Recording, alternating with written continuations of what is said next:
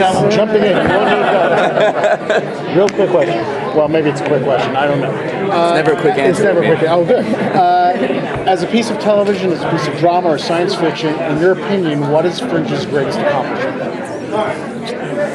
I think Fringe's greatest accomplishment, it's not unique in this because I think all good science fiction accomplishes this, particularly in the television format, is having human characters at the center of a huge epic story, of really having a believable heroine, of having this beautiful father-son dynamic that is a very rare thing to put into a story. So I think that's our greatest accomplishment. I think I'm a huge fan of science fiction, but the place I think that science fiction loses broader audience is when it gets too far into the geek and you lose the emotional core, the human core. And I think John, God love him, even as our show in the first year was floundering a little bit and trying to figure out what it was and what it was going to become, created this beautiful, human, broken, tortured, funny, witty, scary character that is totally unique and instantly relatable, which is like the hardest thing in the world to do. So, yeah, maybe that's our greatest accomplishment, is John Noble. Yeah. That's a good one. And how does it feel that the end is in sight? And what do you hope for the end? Well, I mean this in the most joyful way, which is why I don't need the tissues. It feels great. I feel like we got a grace note at the end of a show.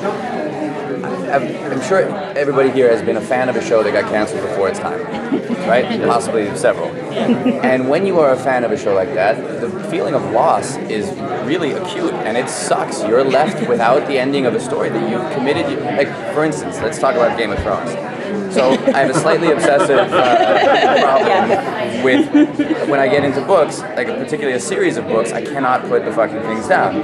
And nobody told me that the story's not done yet, and then he takes like 7 years between books. So last summer, I plowed through, what is it, like 9,000 pages of the Game of Thrones, and finally, and I finally started being like, boy, that's weird. I don't feel an ending coming, and I got to the end, and the person who had recommended them to me was like, oh no, it'll be like 10 more years. I was like, what? I will have kids in high school by the time these are finished? Are you kidding me? So that is not great. So for us, for a large corporate entity to give us, as the creative types on the show, to have the opportunity to finish our story in the way that we, and by we I mean Joel Wyman, wants to finish the story and say, which is one big thank you to the audience who has come with us for those 4 and now going on 5 years. It's the rarest of things. So that's why I don't need the tissues, because I'm stoked. I just think it's amazing that we have survived, thrived, failed, floundered, done all the things that can happen in 5 years, and we get a chance to end it on our terms. That just never, ever happens. Even if we had known, the last 2 years there's been a contingency plan to end the show because we didn't know, canceled or not canceled, and we could have put a reasonably satisfying ending onto any one of those seasons, but you still would have had to jam the ending in. Now we have 13 hours to tell a whole ending to this story. And I couldn't be more excited about that. And Joel has been incredibly forthcoming about wanting us all, because in a way that a television show is the possession of the people who make it before it goes on the air, right? There's a beautiful honeymoon phase on a new TV show when you post-pilot, pre-first air date, when it's just you. You're making it for yourselves, basically. There's nobody else is watching it. There's nobody to pick it apart or build it up or tear it down or do any of those things. Well, we're getting back to that place. It's just ours. And by ours, I mean those now who watch it and those who make it. It is ours entirely.